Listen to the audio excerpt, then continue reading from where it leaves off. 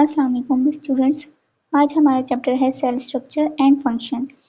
इस चैप्टर में हम पढ़ेंगे technique use in cell biology. अब सेल बायोलॉजी क्या थी? हमारे पास एक ब्रांच थी जो हमें 9th क्लास में आप लोगों ने पढ़ी होगी कि it is the branch of biology in which we study about the structure and function of cell.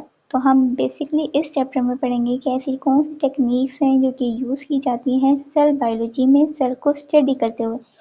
Cell wall and plasma membrane क्या होता है, उसका स्ट्रक्चर क्या होता है, उसका फंक्शंस क्या होते हैं, इसके अलावा साइटोप्लाज्म क्या होता है, ऑर्गेनेल्स क्या होती हैं, प्रोकैरियोटिक एंड यूकैरियोटिक सेल्स क्या होते हैं। ये सब आप लोगों ने 9th क्लास में भी पढ़ा होगा, लेकिन वो एक कॉन्सेप्ट दिया जाता है पहले से। लेकिन फर्स्ट ईयर में हम क्या करते हैं कि इसको डिटेल स्टडी करते हैं। तो हमारे पास जो सबसे पहला टॉपिक है इंट्रोडक्शन।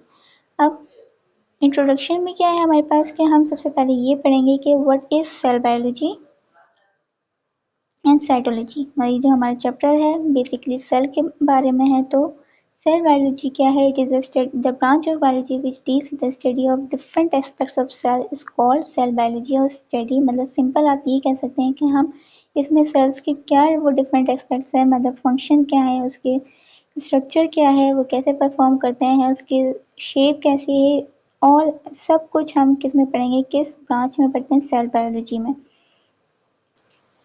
फिर हम इस चैप्टर में फर्दर इसका माइक्रोस्कोपिक सेल का माइक्रोस्कोपिक स्ट्रक्चर कैसा होता है और लीज कौन कौन सी हैं, मॉलिक्यूलर लेवल पे डिफरेंट टेक्निक्स, ये सब हम इस चैप्टर में डिस्कस करेंगे। सबसे पहले सेल थ्योरी क्या दी गई थी कि जितने भी ऑर्गेनिजम्स हैं सब सेल से बने हुए हैं। जैसे कि हम फिजिक्स और केमिस्ट्री में जब नॉन लिविंग थिंग्स के बारे में पढ़ते हैं तो हम ये कंसिडर करते हैं कि जितनी भी चीज़ें हैं वो सब एटम से बनी हैं। तो लिविंग ऑर्गेनिजम्स में हम हर कहते हैं लिविंग ऑर्गेनिज्म हम के लिए जो वर्ड यूज़ करते हैं वो यूज़ करते हैं सेल। कि जितने भी ऑर्गेनिजम्स हैं, जितने भी लिविंग ऑर्गेनिज्म आइदर वो वन यूनिसेलुलर ऑर्गेनिज्म है या multicellular, all are made up of cells. A cell is a structural and functional unit of life.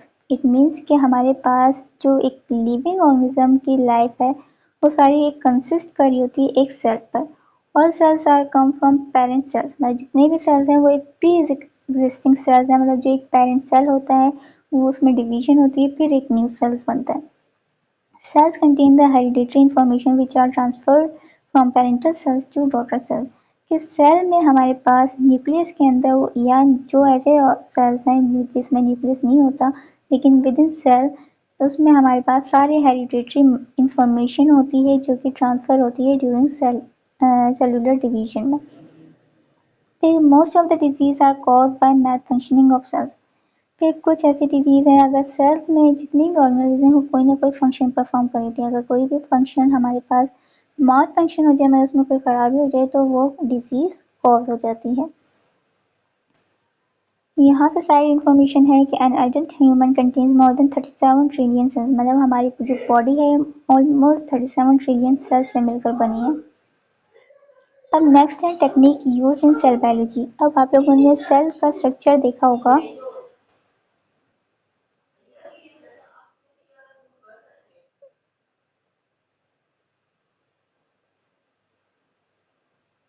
For example ये आपके पास सेल का स्ट्रक्चर है, यहाँ पे आपने डिफरेंट ऑर्गेनेल्स देख रहे होंगे कि डिफरेंट ऑर्गेनेल्स हैं। अब ये हमें कैसे पता चला है? क्योंकि अगर हम अपनी बॉडी को देखें हमारे पास एक स्किन लेयर है, लेकिन विद इन स्किन यह हमारी स्किन लेयर भी मल्टीपल सेल से मिलकर बनी थी। अब उनके अंदर एक सेल के अंदर ये सारी ऑर्गेनेल्स प्रेजेंट होती हैं। तो ये कैसे हमें पता चला कि इसका स्ट्रक्चर ऐसा है?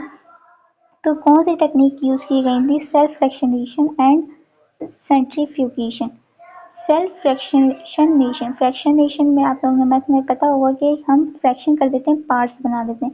और सेंट्रीफ्यूगेशन क्या होता है? हमारे पास एक फिजिक्स की फोर्स होती है कि जब हम किसी चीज़ को रोटेशन प्रोवाइड करते हैं तो वो जो सर्कुलर मोशन होती है उसके बाद जो ऑब्जेक्ट्स होते हैं वो सर्कल और मोशन को छोड़ के कहीं और जाके मूव कर रहे होते हैं। This force is called centrifugation. तो हमारे पास सेल्फ फ्रैक्शनेशन क्या है? It is a procedure to separate cells component into parts and functions without altering their shape and function.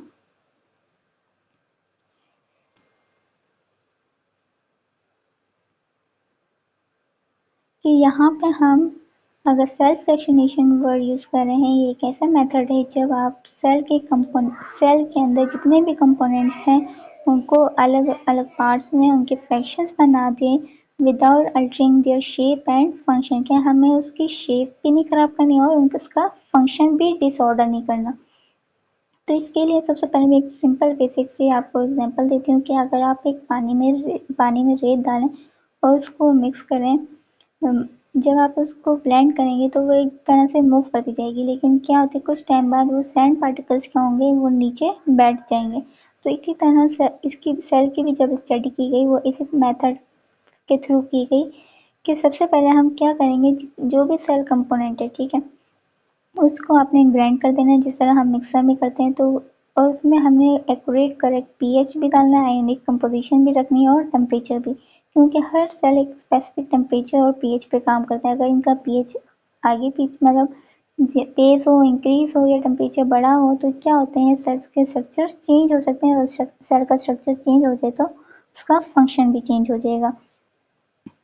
So this process is called homogenization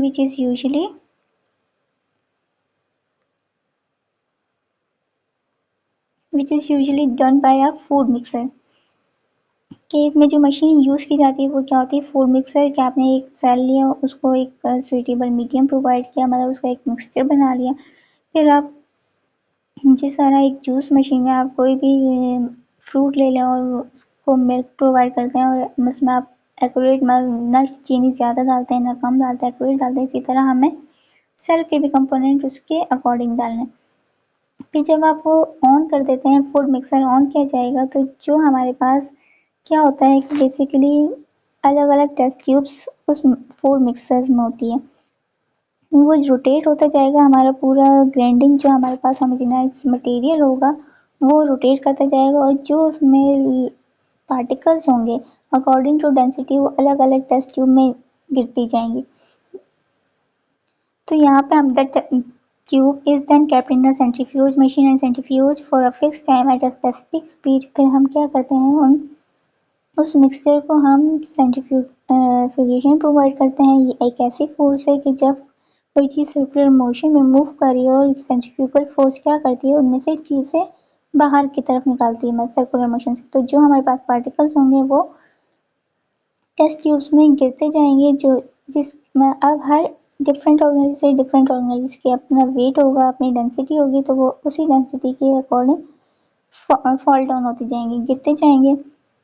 series of फिर जिस हमें छोटे से छोटे पार्टिकल्स के कंपोनेंट दूर करने, वो अलग करने हैं, तो हम क्या करते हैं उसकी स्पीड ज़्यादा बढ़ा देते हैं।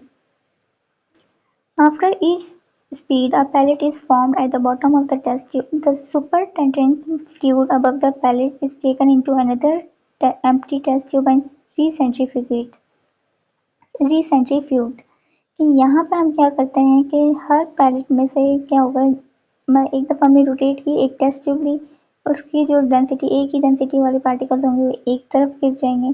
फिर हम दोबारा न्यू टेस्ट ट्यूब लेते हैं, ठीक है, जो मिक्सचर होगा उसको नेक्स्ट टेस्ट ट्यूब में ऐड करते हैं। फिर अगर कोई और फिर उसी तेज़ स्पीड में रोटेट करवाते हैं और कोई और पार्टिकल्स हो गए जो कि उसकी डेंसिटी अलग होगी पहले वाले से, तो वो अलग गिर जाएगी। तो इस तरह क्या होता है, हम कम्प्लीटली मल्टीपल सेंट्रीफ्यूगेशन करते हैं और इस तरह हमारे पास डिफरेंट ऑर्गेनेलिज हमें मिली और फिर उनको स्टडी किया गया कि हमारे इस सेल में मतलब मल्टीपल ऑर्गेनेलिज प्रेजेंट थी, कि एक सेल सिर्फ एक सिंगुलर कंपोनेंट नहीं, सेल भी डिफरेंट ऑर्गेनेलिज से मिलकर बना है। फिर अब जब हम ऑर्गेनेलिज पढ़ रहे थे, आप लोगों ने ऑर्गेनेलिज का स्ट्रक्चर देखा होगा, राइबोसोम्स का कैसा है, माइटोकॉन्ड्रिया का कैसा है। तो इसके लिए अब हम मोस्टली जब स्टार्टिंग में हमें ये ऑर्गेनेलिज मिली, ऑल आर ट्रांसपेरेंट, तो उनकी स्टडी इजी करने के लिए उनको स्टेनिंग दी गई, मतलब उसको कलर दिया गया। So as most of the biological structures are transparent and colorless, therefore cannot be seen clearly, thus we stain this structure to observe them in detail। इसमें हमारे पास दो मेथड होते हैं। अगर हम किसी ऑर्गेनेली को सिंगल स्टेन दे रहे हैं तो this staining is called single staining, उसके लिए हम बोरोक्स सेरामिन यूज़ करते हैं। अगर हम 2 स्टेन्स यूज़ करेंगे तो डबल स्टेनिंग, और इसके for example 1 stain for nucleus and जैसे कि उसके लिए हम यूज़ करेंगे haematoxylin and the other will stain cytoplasm, जैसे कि ईओसिन।